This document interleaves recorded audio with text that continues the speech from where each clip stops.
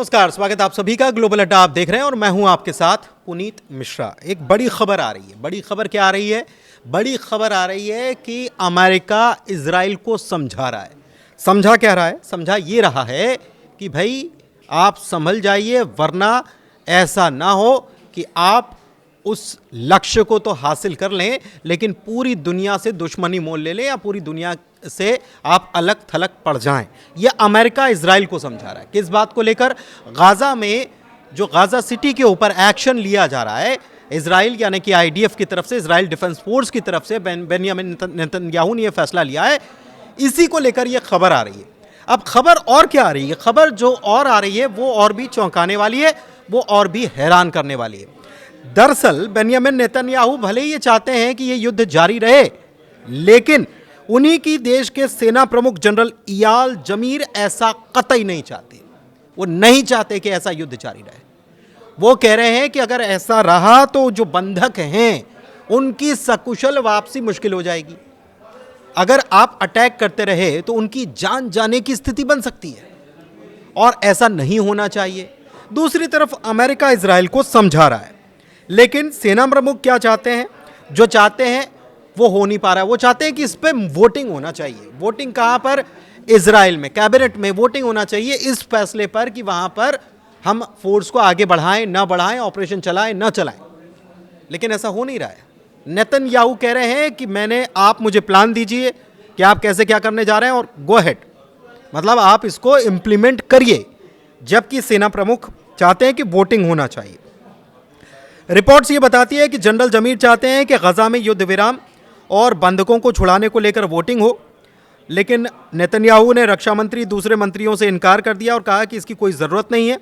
प्रस्ताव क्या लाया गया था? वो ये था कि 60 दिन का युद्ध विराम होना चाहिए, 10 जिंदा बंधकों की रिहाई होनी चाहिए, 18 मृतक बंधकों के शवों की वापसी हो और सैकड़ों फिलिस्तीनी कैदियों की रिहाई हो जाए।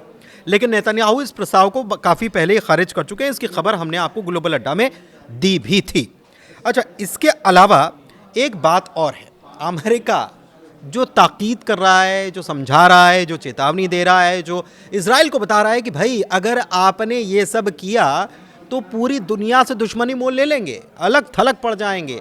कोई भी दुनिया का कोई भी देश आपके साथ, क्योंकि तुर्की ने तो हमने देखा कि व्यापार ही बंद कर दिया। तुर्की ने अपने जहाज़ और वहाँ के जहाज़ जो हैं उनके लिए रास्ता बंद कर दिया है।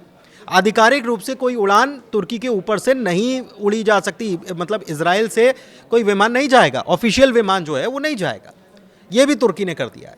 और तुर्की ये दुनिया को ये बताने में की कोशिश में भी लगा हुआ है कि देखिए हमने कर दिया और हम पूरी दुनिया में इकलौते ऐसे मुल्क हैं जिसने इजराइल के ऊपर ये एक्शन इसीलिए लिया है क्योंकि वो फिलिस्तीनियों के ऊपर उनका जेनोसाइड कर रहे हैं, उनके ऊपर उनकी जान ले रहे हैं, उन पर हमले कर रहे हैं और ये कतई बर्दाश्त नहीं किया जा सकता।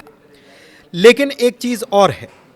अमेरिकी राष्ट्रपति डोनाल्ड ट्रंप ने डेली कॉलर को इंटरव्यू दिया था और इस मुद्दे पर बात की थी और कहा कि युद्ध इजराइल को नुकसान पहुंचा रहा है, हो सकता है कि वो जीत जाए लेकिन वैश्विक रिश्ते खत्म हो जाएं। लेकिन आपको ये भी बताएं कि इजराइल अगर गाजा पर पूरी तरह से कंट्रोल पा लेता है, जो प्लान इजराइल का है भी, तो अमेरिका का दिया हुआ प्लान ही ये माना जा रहा है। क्योंकि डोनाल्ड ट्रंप ने कहा भी था, उसका नाम भी मैं आपको आगे बताता हूं पढ़ के। वॉशिंगटन पोस्ट की एक रिपोर्ट के मुताबिक व्हाइट हाउस एक ऐसी प्लानिंग पर काम कर रहा है जिसके तहत करीब 20 लाख की आबादी वाले गाजा को कम से कम 10 साल के लिए अमेरिका के कंट्रोल में कर दिया जाए और एक ट्रस्टीशिप बनाया जाना है। ये पूरी प्लानिंग जो है, और ये 38 पन्नों का एक ड्राफ्ट इसके लिए तैयार किया गया है। इसका नाम मैं आपको पढ़ के बता देता हूँ। Gaza reconstitution economic acceleration and transformation trust, इस प्रोजेक्ट का नाम दिया गया है। तो प्रोजेक्ट अमेरिका का इम्प्लीमेंट इजराइल कर रहा है। इजराइल कर रहा है तो पूरी दुनिया नाराज हो रही है और कह रही है कि इनके ऊपर सैंक्शंस लगाओ, इनको रोको, कैसे भी करके इनको रोकना जरूरी है, इनको सबक सिखाना जरूरी है। लेकिन फिर ट्रंप पूरी दुनिया के सामने ये भी कह रहे हैं कि अगर आप ऐसा करते हैं तो पूरी दुनिया से आपके रिश्ते खराब हो जाएंगे। लेकिन फिर भी इजराइल मानने के लिए तैयार नहीं है। धन्यवाद।